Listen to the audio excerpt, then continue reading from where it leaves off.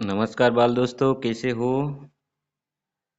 तो बाल दोस्तों, आज हम कक्षा 7 विषय हिंदी सत्र प्रथम में जो हमारी हिंदी की पाठ्य पुस्तक में 28 पृष्ठ पर पुनरावर्तन एक है, हम जानकारी लेंगे, उसका सॉल्यूशन करेंगे। तो बच्चों, पुनरावर्तन एक यानी कि जो भी पाठ हम पढ़ गए उसका फिर से हमें ज्ञान की जांच करनी होती है कि हमको कितना उसमें आया, फिर उसको दोहराना होता है। तो देखिए, हमारी पाठ्य पुस्तक 28 पर है। पुनरावर्तन एक में निम्नलिखित प्रश्नों के उत्तर दीजिए। चिड़िया कब खुशी के गीत गाती है? चिड़िया बहुत सुबह उठकर खुशी के गीत गाती है। सेठ ने कुत्ते को क्यों मुक्त कर दिया? सेठ के यहाँ चोरों ने डाका डाला था। कुत्ते ने चोरों का पीछा किया।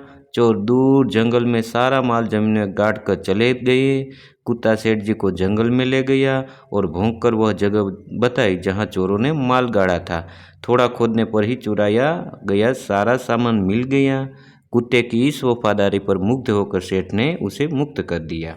तीसरा प्रश्न है, ईश्वर ने मनुष्य को किससे श्रेष्ठ बनाया है? ईश्वर ने मनुष्य को अन्य प्राणियों से श्रेष्ठ बनाया है। चौथा प्रश्न है, सेठ ने बंजारे के साथ कौन सी शर्त रखी? बंजारा सेठ के रुपये उधार लेना चाहता था, पर गिरवी रखने के लिए उसके पास कुछ भी नहीं था। तब सेठ ने कहा कि तुम अपना कुत्ता ही जमानत के रूप में यहाँ रख दो। जब तुम सारे पैसे दोगे तब कुत्ता तुम्हें लौटा दूंगा। इस प्रकार सेठ ने रकम उधार लेने के लिए बंजारे के सामने कुत्ते को गिरवी रखने की शर्त रखी।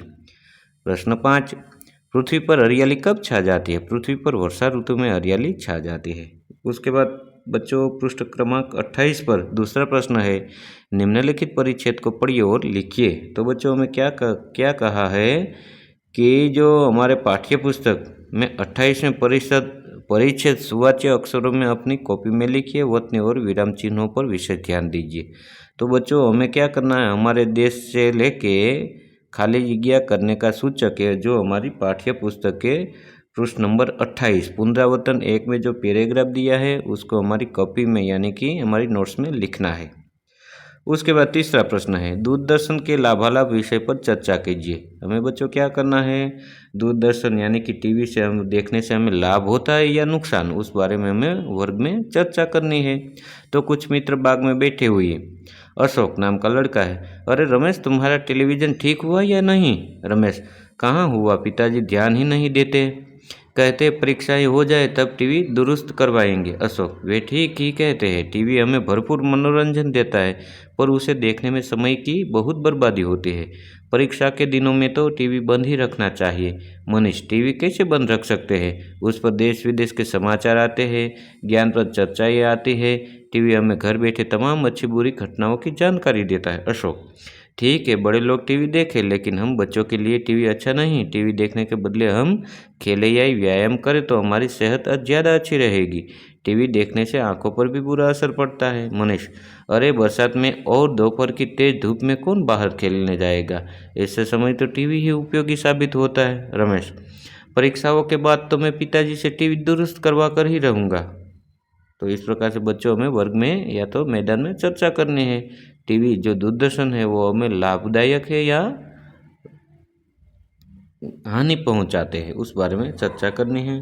प्रश्न चौथा है, निम्नलिखित शब्दों को शब्दकोश के सही क्रम में लिखिए। तो बच्चों में शब्दकोश यहाँ दिया हुआ है, आपको तो पता है कि सबसे पहले स्वर लेना है, 13 स्वर है, बाकी के व्यंजन हैं।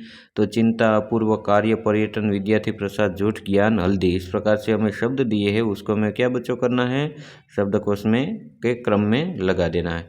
अपूर्व, कार्य, चिंता, झूठ, ज्ञान, पर्यटक, प्रसाद, विद्यार्थी, हल्दी। तो ये था बच्चों पुनरावर्तन एक का वीडियो। ये आपको कैसा लगा? विद्यार्थी, यदि आपको इस वीडियो अच्छा लगा तो वीडियो को एक लाइक कर देना, प्यारा सा कमेंट कर देना, और बच्चों आप नए हो तो इस वीडियो को सब्सक्राइब भी, मेरे चैनल को सब्सक्राइब भी जरूर करें। थैंक यू बाल दोस्तों, मिलते हैं अगले वीडियो में। नमस्कार।